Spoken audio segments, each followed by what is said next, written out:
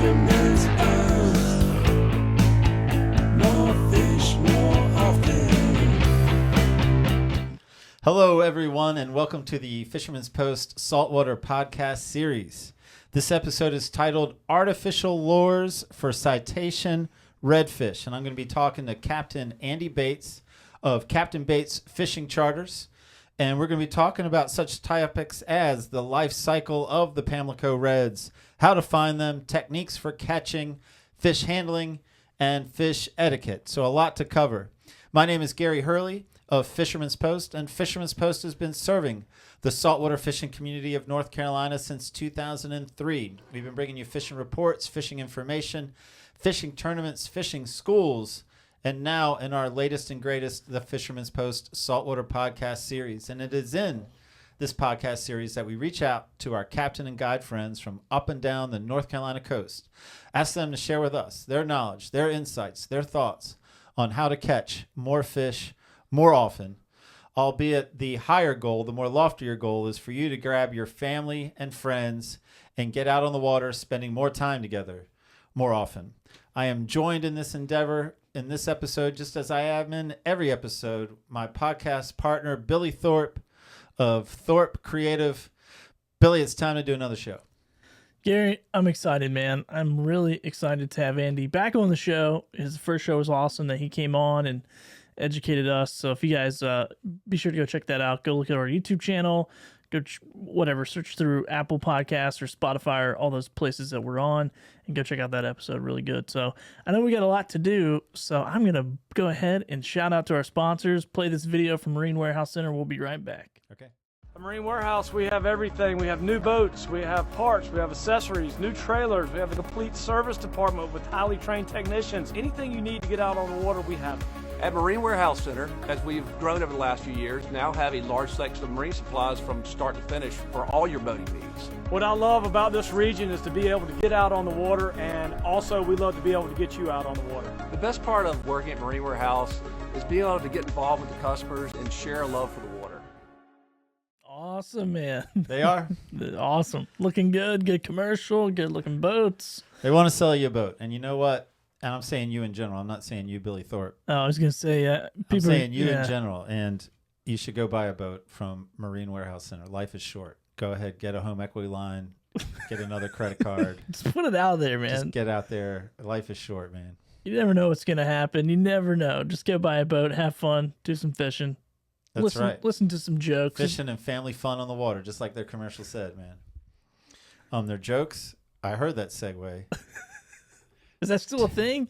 Terrell's still giving you the jokes? Oh, my God. Apparently it is still a thing. Apparently it is. All right. Terrell texted me late. He texted me late last night saying, hey, man, almost forgot. No, you're doing a podcast tomorrow. I was like, all right, Terrell, it's 10:15 p.m., but okay, man, let me hear the joke. Are you ready, Billy? I'm ready. And to be clear, this is Terrell's joke. This is not Gary's joke. All right, I'll take your word for it. What do you call a fish that doesn't believe in violence? I don't know. A pacifist. You laugh at that one. That's a pretty good one. I am not good at gauging which one you're going to laugh at. All right. Yeah, that was really Terrell. good. Hey, Terrell, text Billy at 10:15 at night and tell him your jokes. Terrell, are you watching? Are you watching this podcast? Terrell doesn't watch this podcast. I'm going to give you He Billy's listens phone to number, cell number right after this podcast. I'll just give it right now. 9-1. No, I'm just kidding. Oh, man. Well, dude, speaking of buying me something, I think we missed this in our last show, but I want to remind people they can buy us a coffee if they would like to. So you can go to buymeacoffee.com/Fisherman's Post, and you can buy Gary and I a cup of Joe. There you go. There's the Buy Me a Coffee logo. And make some show suggestions. Give us a little feedback. We love feedback. Let us know if Terrell's told too many jokes.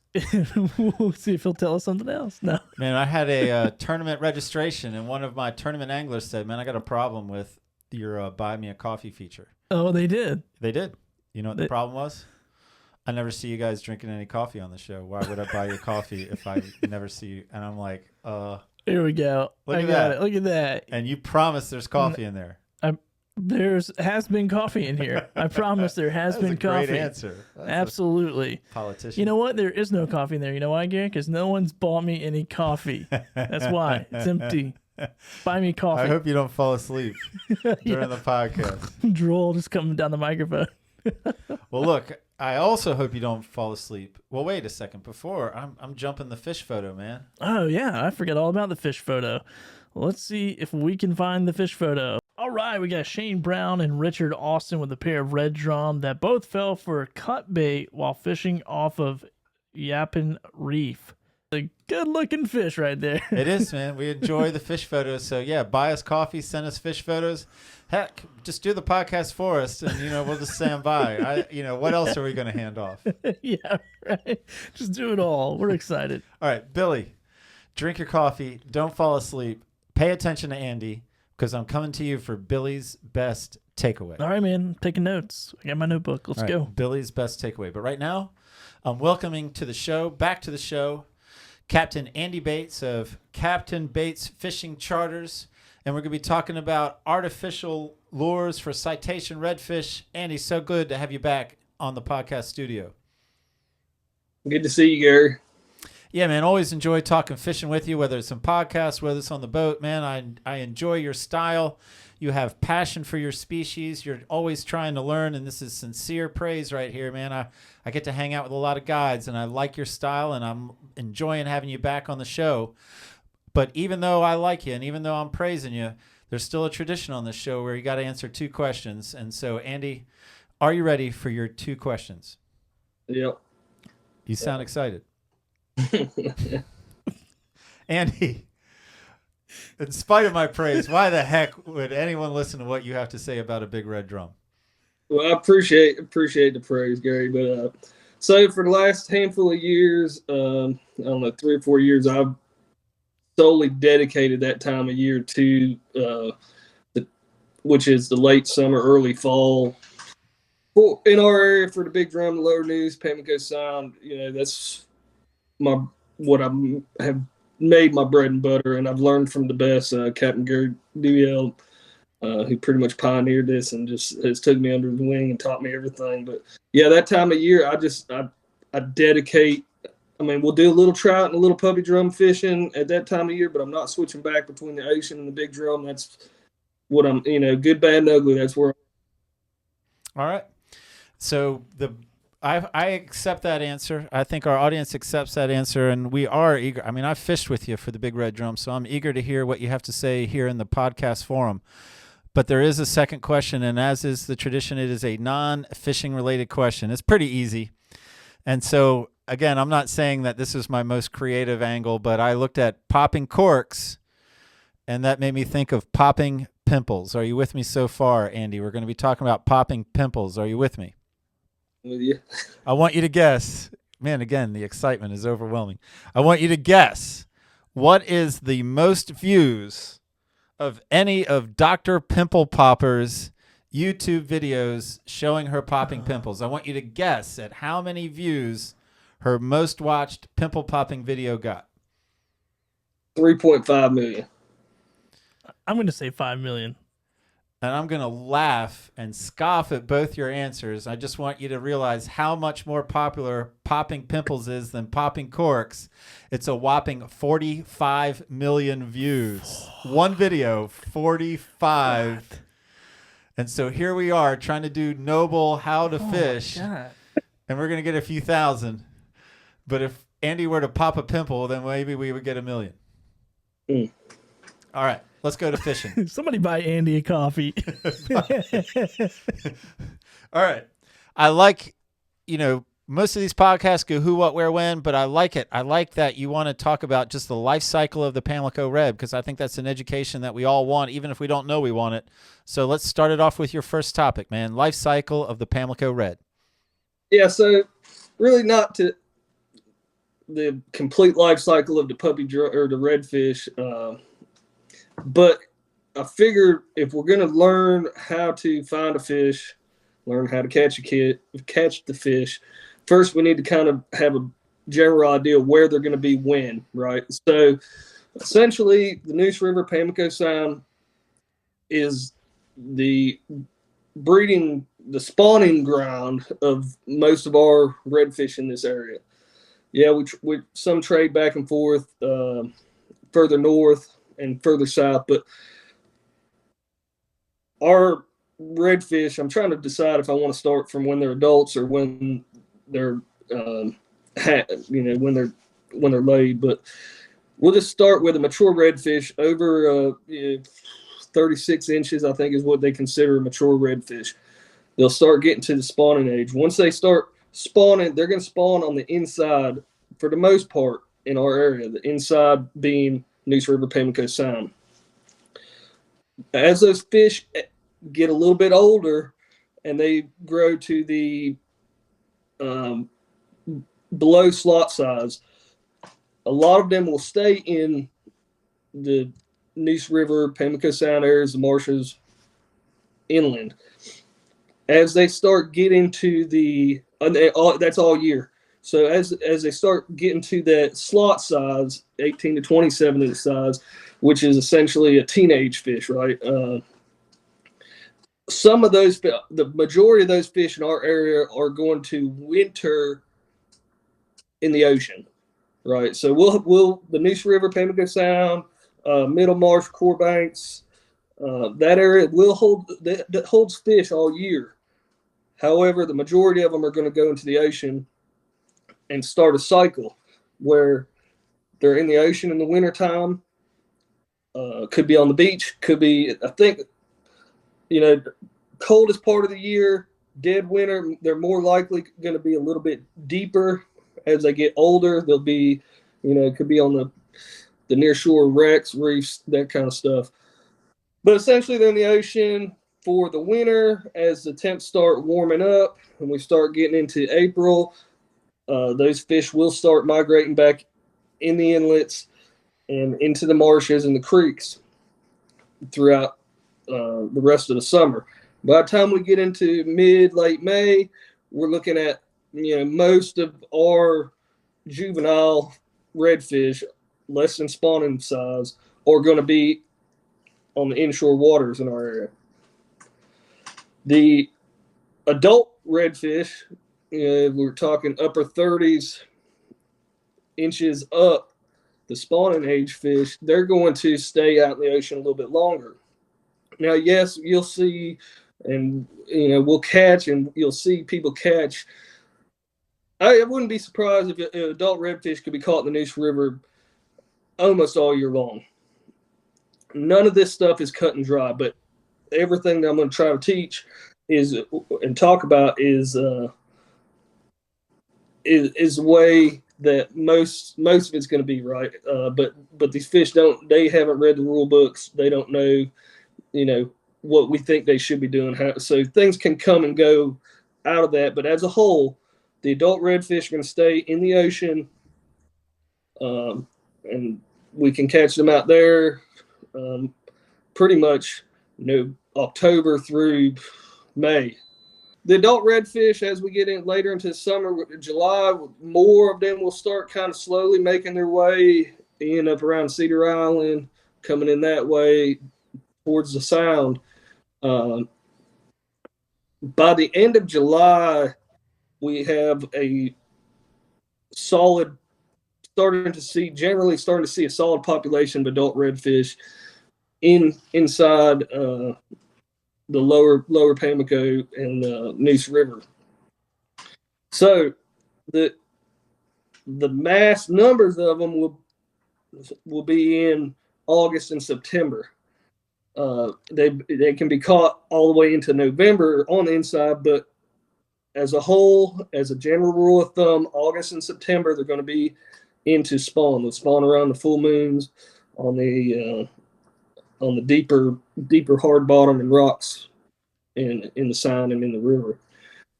Then they'll start, the adult redfish will start that cycle back. They do their thing, they come in, do their thing, and they'll start making their way back out end of September, beginning of October, and generally by mid-October, end of October, probably, the biggest portion of them made their way back to the ocean. And that's where you can start targeting them again on the ocean side. So as pretty much a brief cycle of how our fish in this area work. We could go into a lot more detail on the juvenile fish and their habits as they're smaller, but that's not the topic of it. So we'll stick with the adult red drum, and that's essentially how it works. Yeah, that makes sense. I like your decision to keep it focused on the adult red drum. I have a couple of questions that just sort of come to mind. So, of course, they're not looking at a calendar and going, it's August, it's time to come in. And, their arrival sort of ebbs and flows each year when you look at the calendar. Is it a certain water temperature? Is there any variables that sort of kick that off other than just roughly that time of year every year?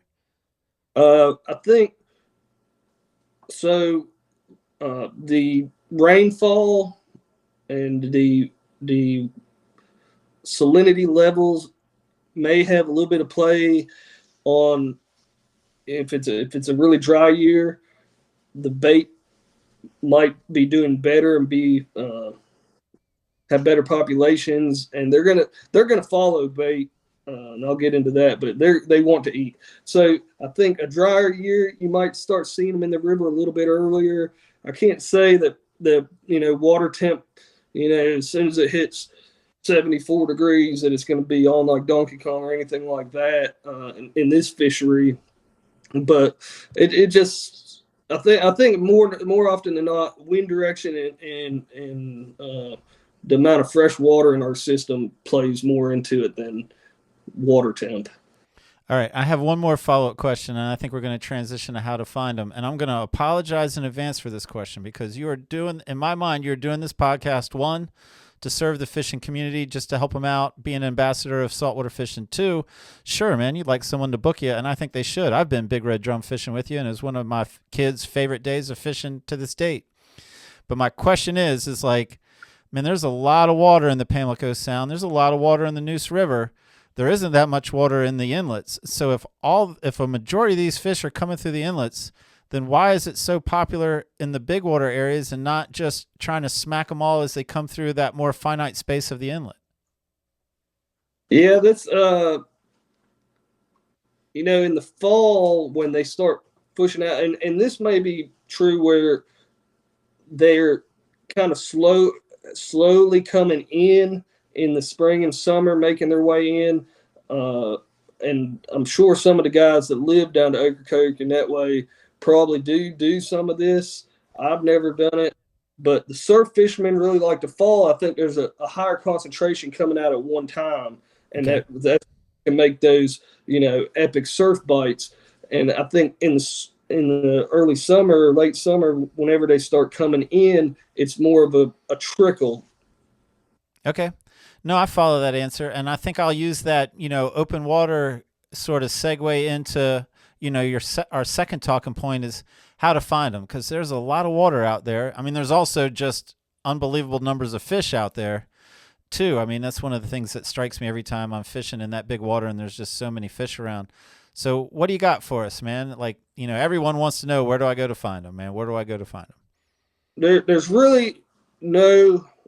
and that's what everybody looks for on these fish, and it can be overwhelming looking at maps, getting out there and seeing all that water if you're just learning how to try to target these fish. And but there's no magic recipe where if you do this on this time and this, it's all going to come together. However, we've talked about it personally before. Once you retain this knowledge and try to pick up everything you can about these fish and spend as much time on the water as possible, day in and day out, it boils down to confidence. That is probably, whenever I do my, seminars with you and the other ones and stuff, I talk about confidence almost in every one, because if you lack confidence, it's going to be hard to be successful, right? And so take what you know. And so that would be one huge key ingredient. By confidence, I mean, we're looking for signs of these fish. We want to find them, and it's crazy awesome when you do actually find the fish and visually see them. Day in and day out, that's not how I'm making my living. I'm finding signs of the fish, okay? So generally, artificial lures, we want to find the calmer side. The bait guys, they love when it's blowed up and there's white water rolling on the shoals or on the banks, whatever. But when we're trying to locate them, we want to try to fish the leeward side. All right.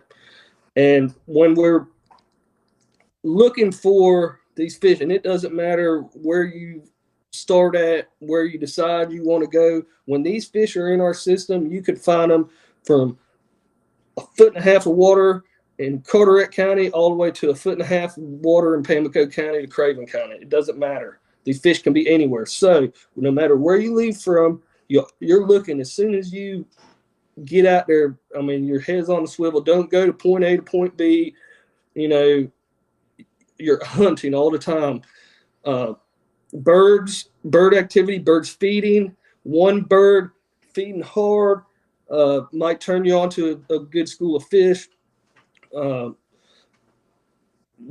bait, a lot of life. I like to see life. If I'm not seeing life, it's hard for me to have my confidence, right? Whether it's, 25 count shrimp, finger mullet, big mullet, fat back, little nanny shad, anything. I want to see some kind of life, and they'll feed on any. They'll feed on any of those, from a 30 count shrimp to a 3-pound bluefish. They don't care. Fish are always in motion when they come into the river. They're more like you. If you know a lot about redfish in the marsh, tidal areas, whatever, you got to throw that stuff out the window. These fish act more like pelagic fish and tunas when they're in our system than they do a redfish.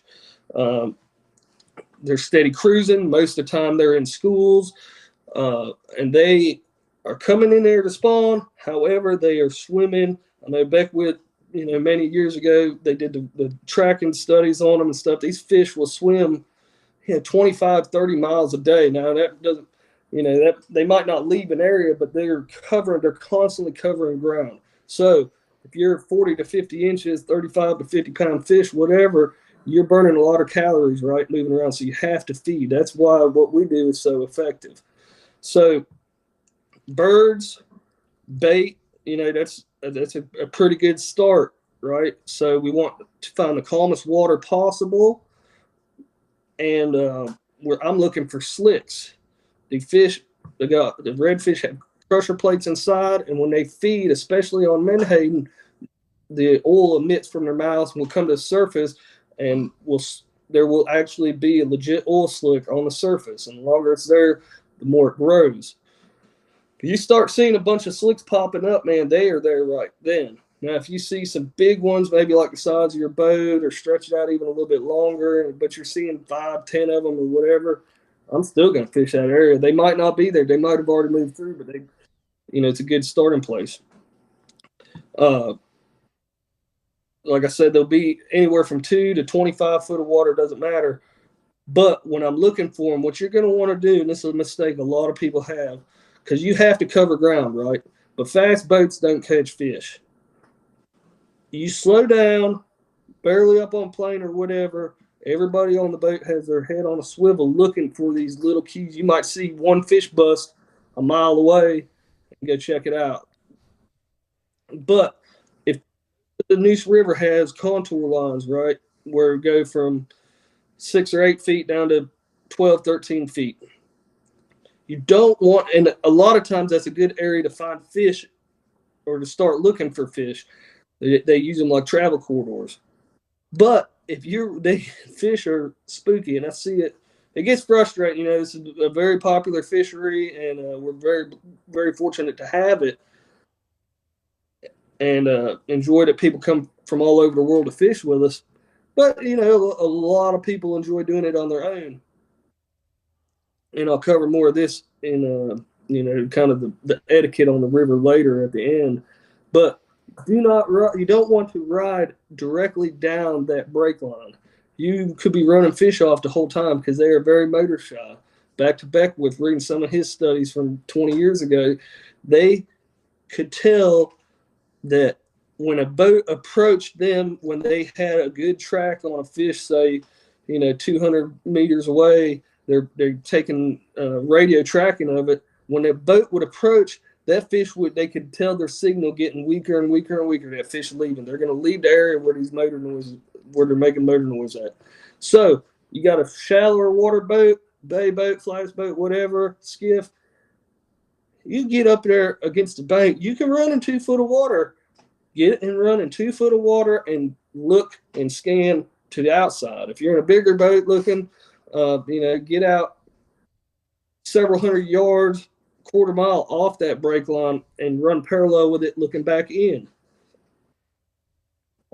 So birds, bait, slicks, we want to cruise to, in the right type of way to see what we're looking for. And don't write anything off. You might not be seeing nothing, no life at all. And 3 or 4 little turns picking on glass minnows or something like that might be all it takes for you to go investigate, right? Next thing you know, dang, there's a big bait balls on my graph. Man, there's a couple big marks here. That type of thing. So that pretty much cover, finding the fish. You want to go into more detail on that, Gary? You got any questions at this point? Yeah, man, I guess I do. I follow everything you said. I'm sure everyone watching, listening is following it too. I mean, are there any type of patterns? Is there a time or conditions where they might be out more in the bigger water, the deeper water? Is there time conditions where they might be further up the river or just on the shallower, more along the shorelines? I mean, of course there's an exception to every rule, but have you gleaned any patterns in your time pursuing this fish? So, and not, not to toot my own horn or anything like that at all, because I'm not that type of person. But at the beginning of last year, early August, there's a lot of guys were struggling to find fish. And I haven't even talked about this yet because but looking for menhaden bait balls, there's everybody thinks that's what you have to do to find these fish. Menhaden bait balls. Where's menhaden? Where's menhaden? There's no menhaden. There's no fish. We didn't start seeing good bait balls until, I want to say, the last week of August, almost into September last year. Like good size menhaden bait balls, which textbook stuff that you're looking for these fish feeding on. And that's, if people aren't seeing bait balls, they don't, and I don't want to generalize, but I just see this a lot and hear it a lot and talking to people. I couldn't find a bait, couldn't find a fish. So at the beginning of last August, we found a lot of fish shallow, especially early in the morning. So early mornings, the shallow up on the shoals and bars, when there's not a ton of menhaden, they could be feeding on mullet, shrimp, flounders, whatever. So early morning, lower temperatures, lower sunlight, right? Less boat traffic. The shallower the water, the more the noise spooks the fish. Early mornings, shallow water, I think, is a pretty good pattern for the shallow water stuff. But what I was getting at was when there was no menhaden and everybody's just riding around looking for that, I did a lot of trout fishing. I'd have my clients fishing, catching trout, and I'm watching all the time, scanning, looking while they're fishing. And that's, most of these guys were wanting red, the big redfish, but with the patterns that we were on, just cruising, looking for menhaden and fishing deeper wasn't cutting it. So we trout fished, and I would, even if we were catching fish, I'd pick up and move to another trout spot more often than I normally would if I was on a trout trip, right? So I'm still covering ground and I'm still scanning in shallow water all the time. And it paid off pretty good last, until things got quote unquote right. Okay. And then, no, man, I think that was a good conversation of where. So I think we're moving more into technique now. I think the timing's right. Okay. So, popping corks is probably 85-90% of my artificial fishing for the redfish, popping corks and popping flies right on the fly rod. So I'll get into that, and then also rattle traps, swim baits, topwater form. So starting with the popping corks, as opposed to fishing for slot fish and trout, where we're trying to make our cork primarily sound like bait skipping across the water. My corks, I tell my guys that I'm trying to sound like another big drum feeding on the surface. I'm trying to call these fish, and you are not going to scare them with the cork. Most of the time. There is caveat to that, where if you're in 2-3 foot of water, 4 foot of water, super slick, calm, we will tone our corks back a little bit. But in theory, we want 1 or 2 loud pops. And this comes down to what you have confidence in as well. I know that some guys have confidence in a steady motion with the cork. I like a single long pause. Gary likes two pops and then a pause. So I'm going to use big the big concave corks, right? When I think of a popping cork, I think of 3 main types of corks, right? You got the little cigar style trout style cork, little kind of shaped like a little cigar. Then you got the egg cork, right? It's a little bit bigger, but primarily for the trout and the puppy drum and shallow water. And then you got the ones that are shaped like a traffic cone or concave. I like a big flathead cork, approximately, and I change it up, but let's say 18 to 30 inches of 30 to 50 pound mono or fluoro leader down to a 1/4 ounce. Jig head with a swim bait or a soft plastic bait on it, right? The DOA airheads make a good bait. They've got a good profile for the menhaden. It matches menhaden well. Catch a lot of fish on 4 and 5 inch jerk shads, paddle tails, even shrimp, soft plastic shrimp patterns. But the soft plastics does not have to be giant. Even though we're fishing for these big fish, we catch a lot of fish on 4 inch jerk shads on these corks out in 15 foot of water. So we got big flat cork. We got a 18 to 30 inch leader, whatever you're comfortable with. Sometimes when the bite is a little bit tougher and I'm using a longer pause, I like a longer leader. If I know I'm going to probably be fishing shallow, I'm going to maybe shorten my leader up a little bit. A really strong hook. I like the Z-Man headlocks, 1/4 ounce jig head,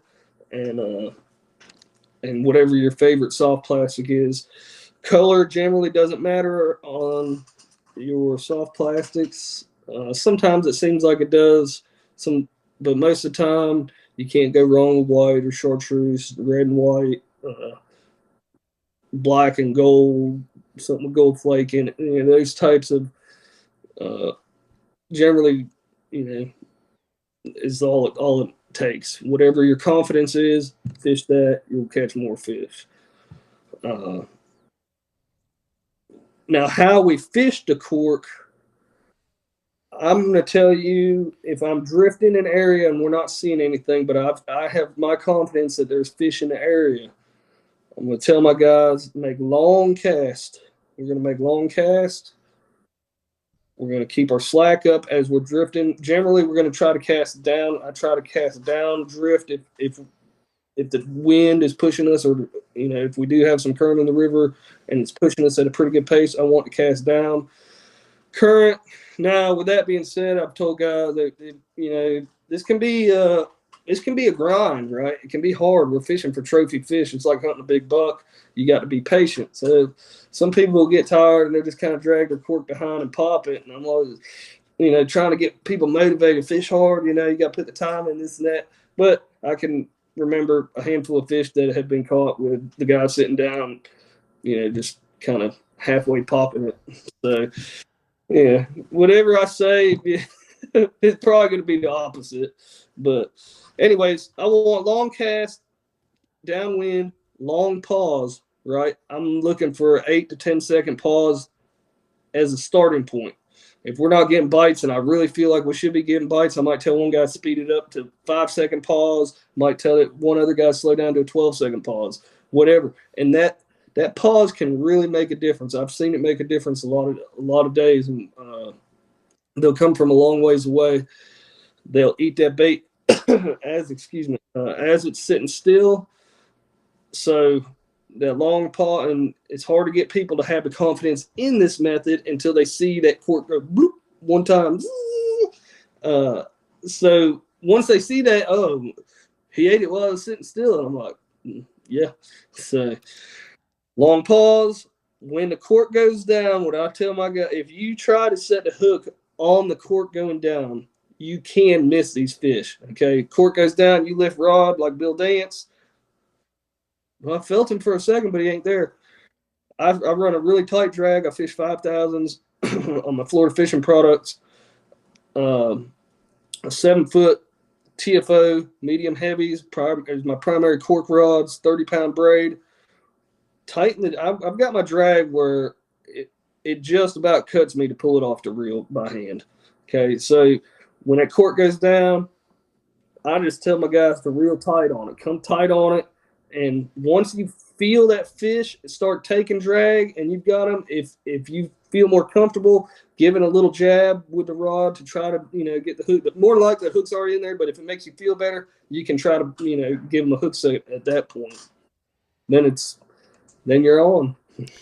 So, and I don't trust my memory anymore, but I guess I am, because I'm going to ask you a question. My memory tells me that when we were on your boat and we're getting ready to start, and again, you had my 2 kids, so they needed instruction, and I always like to hear what you guys have to say, like to hear the technique. But you spent a fair amount of time telling them exactly how to do the popping cork to get that deeper sound or that bigger sound that mocks more of a red drum than just a skipping bait. So am I remember correctly, what are the instructions you give your guys to get the most out of each pop? Okay, so with the big corks, once we cast, close the bell, come up with the slack, if somebody that's bigger in stature other than a kid or a small person or whatever, you want to use that arm to really snap it. You don't want to drag there's a fine line. You don't want to drag the cork, right? You just you can drag it, and it's really not doing much at that point. But a snap with that arm, and you can really get an explosive sound out of it. If like my son Buddy, when he was getting started, he really tuck the rod up under him like this, and you can use your hips and your arm at the same time to really get that sound right. I think that's what you're after on that. Yeah, man, that answers it. And then you're having, if you got a couple guys on the boat, it's like they're heading their way downwind, but it's a fan cast. I mean, you're trying to cover as much water as possible as you're doing that with multiple anglers on the boat. In perfect world where we just got a light wind and I can position the boat, at a nice where I'm drifting perpendicular to my drift, right? And if I got 3 guys, I'm gonna put one off the bow. He can cast long ways off the bow. Can put one on one side of the boat or the other, casting downwind straight, perpendicular off the boat, and one guy off the back casting off the motor.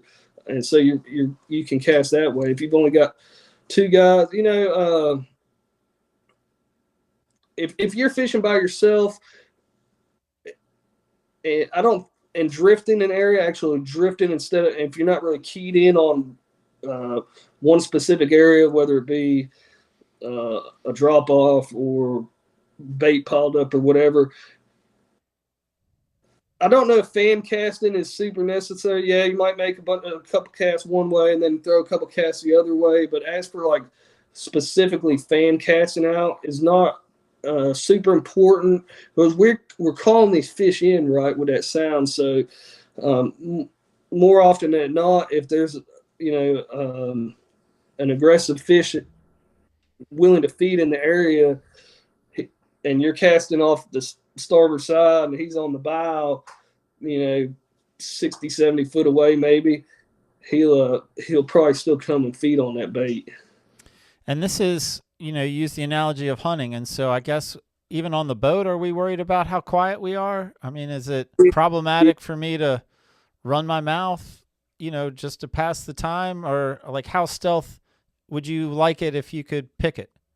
Well, when you're on a boat, you got to keep your mouth quiet, Gary. But other than that, I think talking's okay, but we definitely want to avoid slamming, the ice chest lid and jumping off the casting deck down into the boat. We want to keep those sounds, those noise to a minimum, and it's definitely, music blaring, probably not a good thing. That we definitely want to keep that down. And again, to reiterate, the shallower you are, not that it's not important in 20 foot, but it's more important in 2 foot. Okay. So, what was I getting ready to ask? Oh, I know what I was going to say, because it was our next point, man. So, you told us not to bill dance it, like feel some weight. If you feel better, set the hook. And so I know you put this on here because you care about these fish. It's one of the things I love about all of the Pamlico anglers that target the big red drum, passionate about fishing, passionate about the fish. So I definitely want to give you the stage to talk about proper fish handling. All right. Yeah. So, we'll start at the hookup for the fish handling. So, you get to eat, whether it's on the cork, swim bait, top water, whatever. We're going to run a tight drag and 30-pound line, even on these medium heavies that we're fishing, and 4,000 and 5,000s reel. Most of these fish are landed in 7 to 10 minutes. Okay, so when these fish are here, our water temp is really hot. The sun's normally up. We can catch these fish in the middle of the day. It might be 100 degrees. Water temp's freaking 80, whatever, and just hot. We want to put as much pressure on them as possible. Running a loose drag, targeting them on purpose on extremely light tackle. Even on our fly rods, we're fishing the 10, 11 weights, and good quality reels. We're landing these fish in under 10 minutes. A lot of these fish, I've got some really good anglers that fish with me and can really put heat on them, and they're landing them on spinning gear in 4 to 6 minutes. So even though they're going to make an initial really impressive run, most of the time they'll make one long run, working back in, they'll make a couple shorter runs, and you get them around the boat. Once you get them around the boat, then they really start bulldogging and stuff around the boat. You have to be able to put pressure on them and get them in the net so you can get them unhooked, revive back in quickly. If we start if we start reaching 12, 13 minutes hooked up with these fish, if we accidentally caught one while we're throwing top waters on the bank on 2,500 or whatever, we start reaching that 12, 13, 14 minute mark, you really need to think about pride. And I don't know, from a biological standpoint, if it's the right thing to do or not, but this is what I do, is we'll break that fish off. If he's still way out there and you can't gain on your angler or whatever tackle you have accidentally hooked him on, it's not good for these fish to exert that much energy for that amount of time in the warmer water. So no matter how long it takes, whether it be 7 minutes or 12 minutes, we're going to get the fish in the net. What I try to do is get the fish in the net, have my angler get in their position to where we're going to take the picture at, set the rod down, open the bail, whatever. I actually will hold the fish in the net, try to unhook my bait in the water. Okay, if the fish is looks like he's pretty tired, I might even keep him in the water in the net and try to revive him briefly in the net before I even bring him in the boat. Bring him in the boat, in the net. If you don't use a net, you'll grab him by the mouth and support his belly. You want to support their weight. From my understanding, talking to a lot of biologists and people that know a lot about these fish, more so than I do in that aspect, they're they're so large and their internals are so big that holding them vertically is not healthy for them. For one, they're designed to be horizontal in the water, right, where the gravity affects them left. So holding them vertically by the gills is probably not a good thing for these fish. So I two-hand my net. He's in it. I set my net down. If I wasn't able to get the hook out, I go ahead and pop the hook out then, hand them to my angler, have them support them. If they can't hold them up with two hands, then we'll set them on their lap, get their picture, maybe a quick measurement. I'm taking the fish from them, and I'm going to personally revive. Generally, I'm going to be the one to revive them, where set them in the water horizontally, one hand under the belly, one hand around the base of his tail, and I'm going to get them in a sweeping motion, side to side, and I want them to swim side to side. They're not going to breathe good and get much water flow going through their gills when you're pushing them forward and back, right? So we want them to get them in that swimming motion while holding the base of their tail. Now they're heavy. You're going to have to get down and might have to support their belly a little bit. This can take several minutes to get him where he'll take off on his own. It might, he might make two swims while you hold him, and you can't hold him no more, and he takes off. When you can't hold him no more, and he takes off on his own, he's ready to go, and he's good to go. Right on. You wearing gloves? Should. Yeah. If you handle the fish much, you'll get sore inside your hand there, and it'd be smart to wear gloves for sure. And another thing that I'm bad about too, even this taking stuff from like the mountain fly guys, and it's probably more so for those. The less that we can actually make contact with their skin, with their slime and scales and stuff, probably better off. But these fish, I don't think the redfish, the way their scales are designed, is going to hurt too bad for us making contact with them with dry hands. Okay. And then I know you want to talk about fish etiquette. I mean, you want people to be cool out there. In my mind, people want to be cool out there, and sometimes it's just an error of ignorance. And not ignorance in the nasty way, but just they don't know any better. So we all want to be smart. We all want to get along out there. We all want to help each other catch fish, not work against each other. So what do you got for me in the category of fish etiquette? Yeah, and real quick, I forgot something that I said I was going to talk about, and I've totally skipped over. So if we're going longer than what you want, I'm sorry. But, okay, corks, 90% of the time, at least we're fishing those. But I'm going to carry just a plain swim bait or a rattle trap or a topwater tied on, several rods. I probably have 3 extra rods to everything else. Because there is times, and if you fish long enough, hopefully you'll be blessed to see this because it's an incredible sight. When you got so many fish feeding so hard, when you hook one up on a cork, the other fish are eating the cork before you can land them, and you're breaking off your fish, right? So I've lots of times seen it where every cork rod on the boat, for whatever reason, if we didn't have something rigged up, if we were trout fishing, we're limited on space and had to leave some rods at home, every big drum cork rod was breaking off because we were having so many fish around us. That's when you want to have on the ready a bucktail rod, a big swim bait rod, or a big topwater. That's your time. If you want to catch them on a big topwater popper, that's your time to do it. So that's why it's really important. There's other situations and scenarios that you can fish that stuff without the cork, but that's the number one reason why you want to carry something without a cork.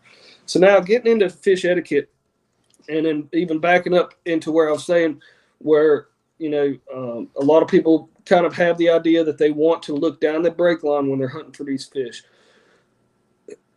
Staying off the break line is important.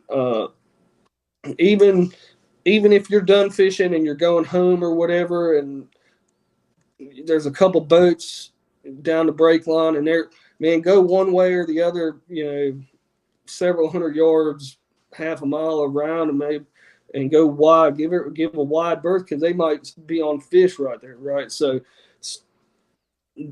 giving other anglers a wide berth is a very good gesture.